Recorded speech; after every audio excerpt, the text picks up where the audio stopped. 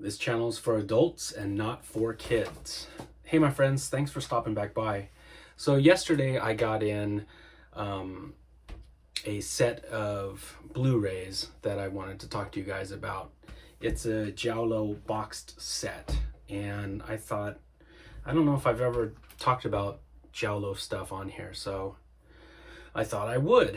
So I know a bunch of you guys watching this, you guys know what Giallo movies are.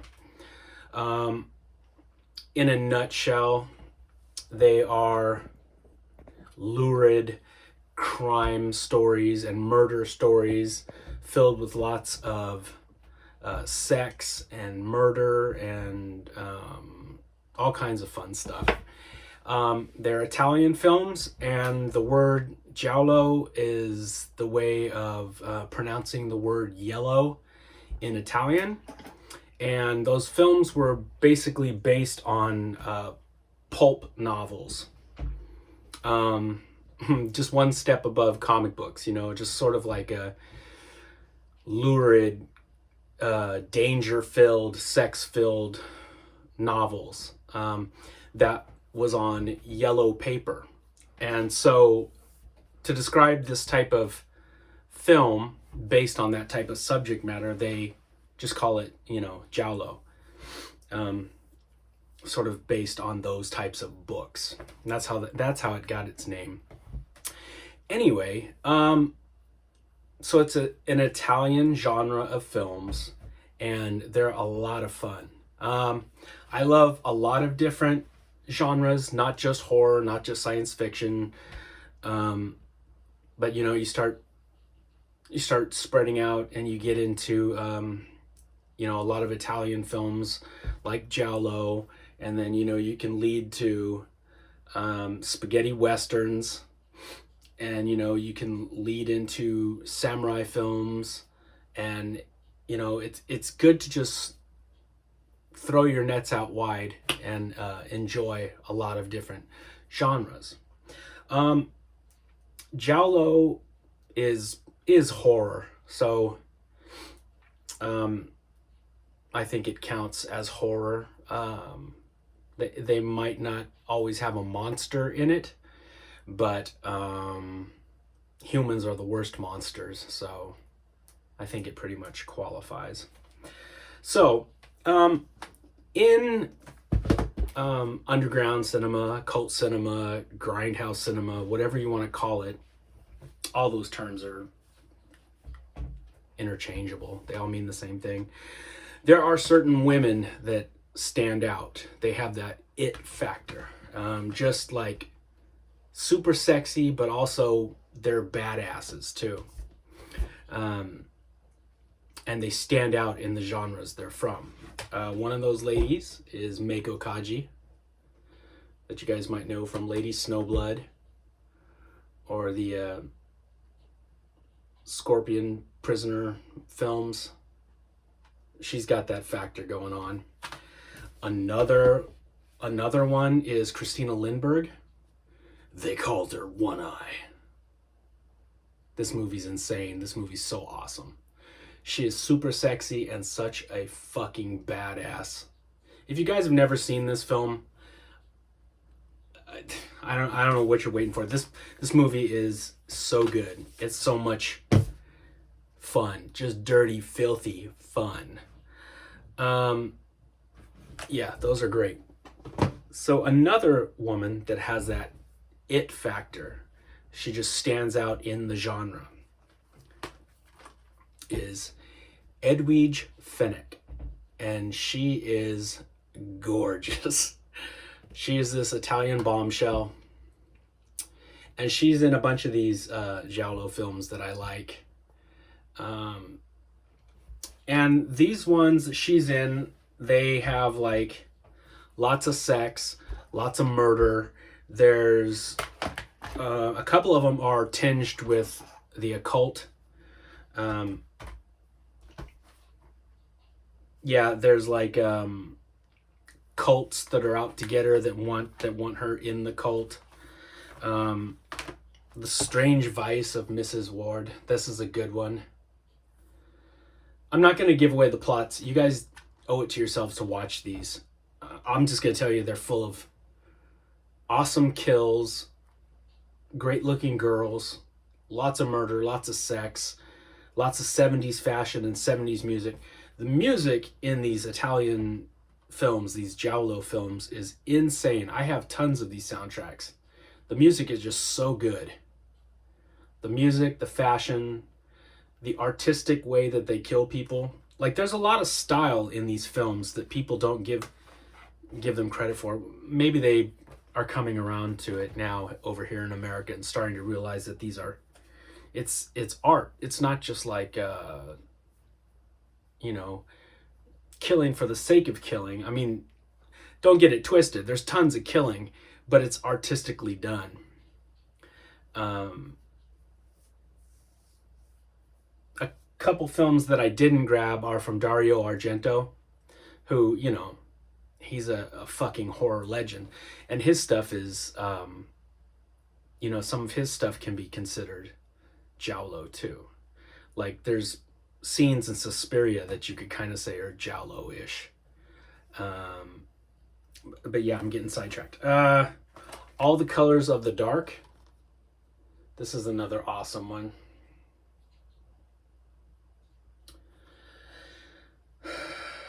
Yeah, this one's a lot of fun. This is another one with her. And The Case of the Bloody Iris. This is another really good one. Yeah, just filled with craziness and tinges of the occult. Lots of bloodshed, lots of good-looking Italian women. It's tons of fun. But she's another one of those ladies that just has that it factor, that when you talk about a genre, she's the name that pops out at you. You're like, oh yeah, Edwige Fenech. She's awesome. So this was my Father's Day gift. This one called Forgotten Jowly. And I got it for the girl in room 2A, which is a lot of fun. A lot of the murderers in Giallo, in Jowly, they're masked and they wear gloves, and they usually have like a knife or a straight razor. There's like certain tropes that are used. Usually masks and gloves are a big thing in it.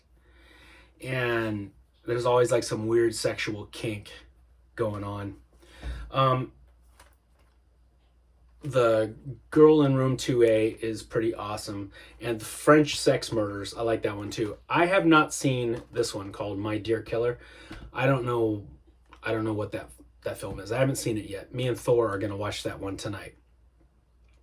But this was my Father's Day gift. Yeah, so I'm going to have to watch that film tonight. But these are 3 films that I wanted to add to the list. This is another awesome boxed set, Killer Dames. This is one of my favorite Giallo films.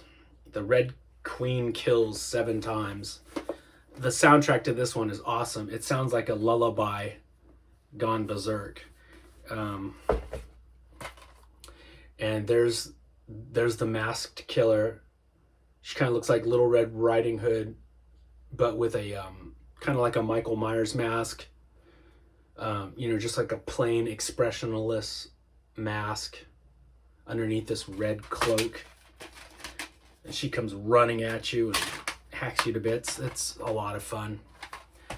And then the other film that came in this box set, The Night Evelyn Came Out of Her Grave. Now, I'm sure you guys have seen that poster before. That's a horror movie classic poster right there. And this one is very much tinged with like the supernatural. So it's murders, so it's in the realms of Giallo, but then it's also, like horror and occult mixed in with it. A lot of these films can be considered more than one genre, because they can cross over. Like these next ones I'm going to show you guys. These I kind of consider Giallo, but they're definitely more occult, more ghost-like. But they've got like bloody kills, and they're Italian, so they kind of qualify. In my head, they all qualify. Sorry, I don't have a box for these three. Night of the Damned. This is a really good one.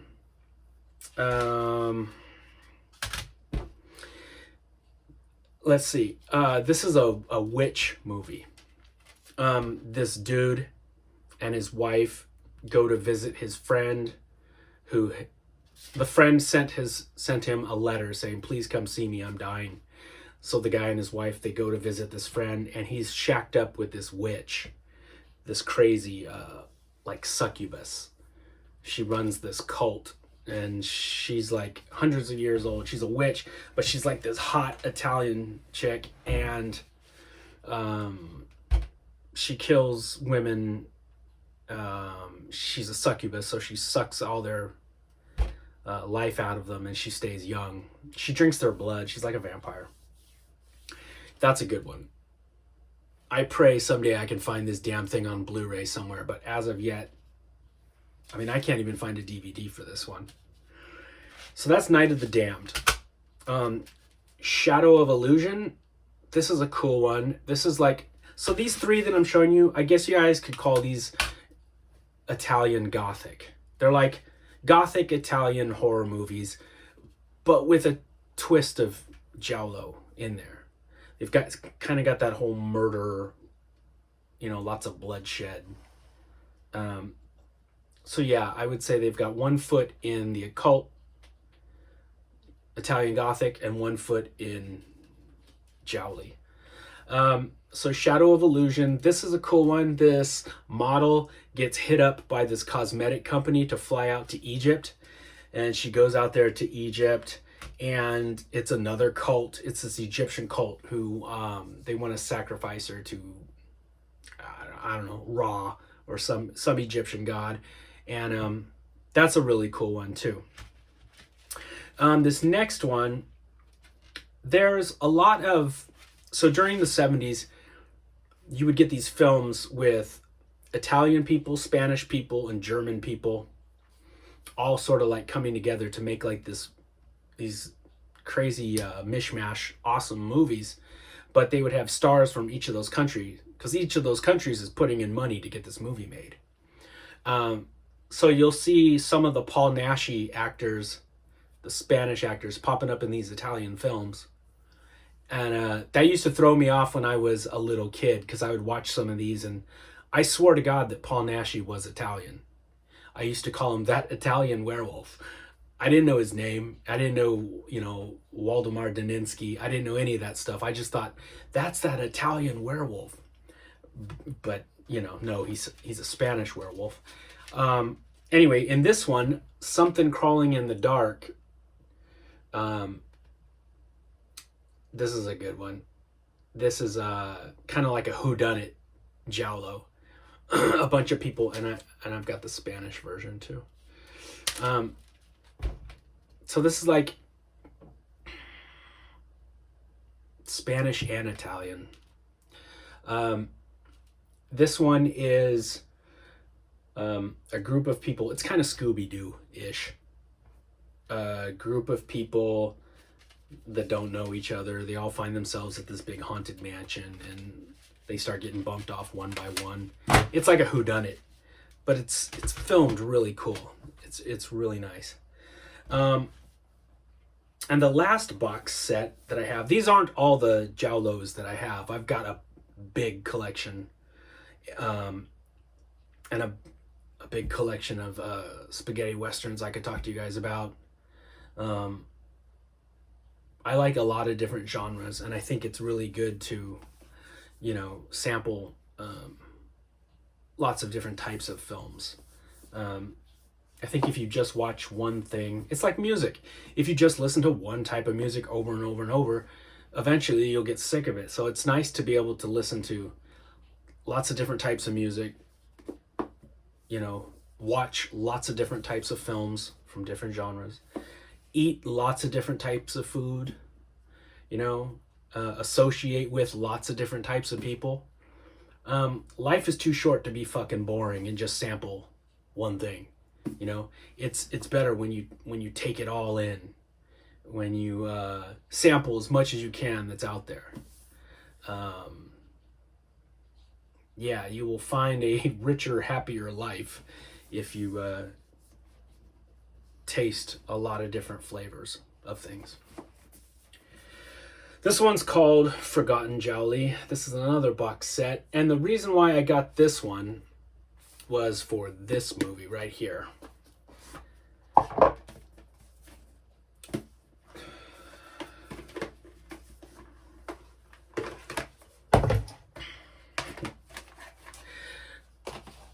These are all from Vinegar Syndrome too. Murder Mansion. This was the film that I wanted, and you couldn't buy it separate, so I had to get the box set. The other two movies are good. Crazy Desires of a Murderer. I mean, just look at it. You know what you're in for. Sex and medical murder. And Autopsy. Right? I mean, how could you not want to see that? Anyway, Murder Mansion. This one makes a hell of a double feature with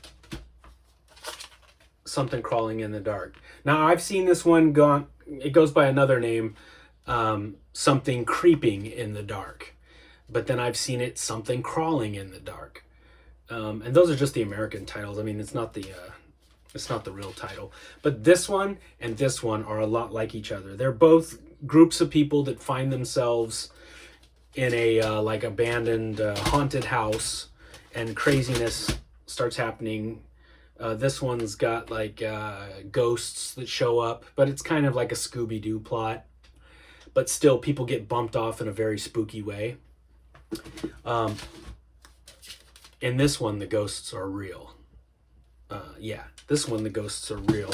This one, it's more of like some Scooby-Doo shit, where they would have got away with it. It wasn't for you and that Italian dog. This is a lot of fun. And this is the reason why I got this set.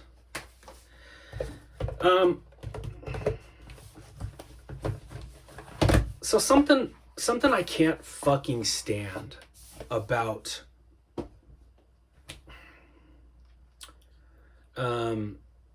people that are into the same types of cinema that I'm into.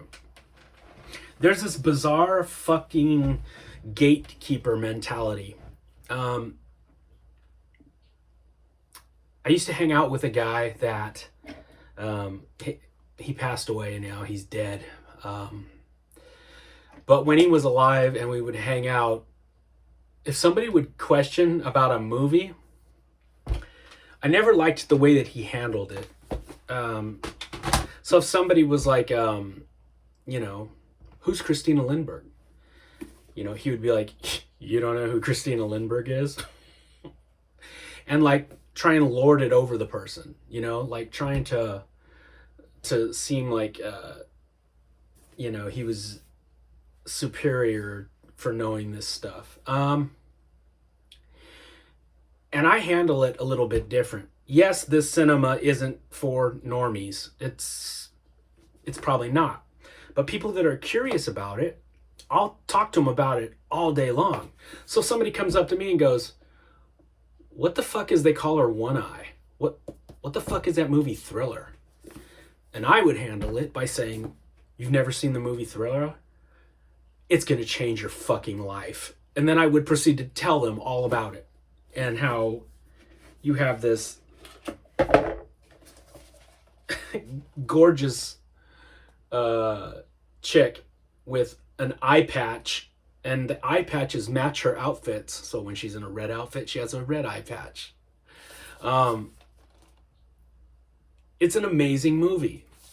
That's how I would tell them. I don't like the whole gatekeeper-ish mentality.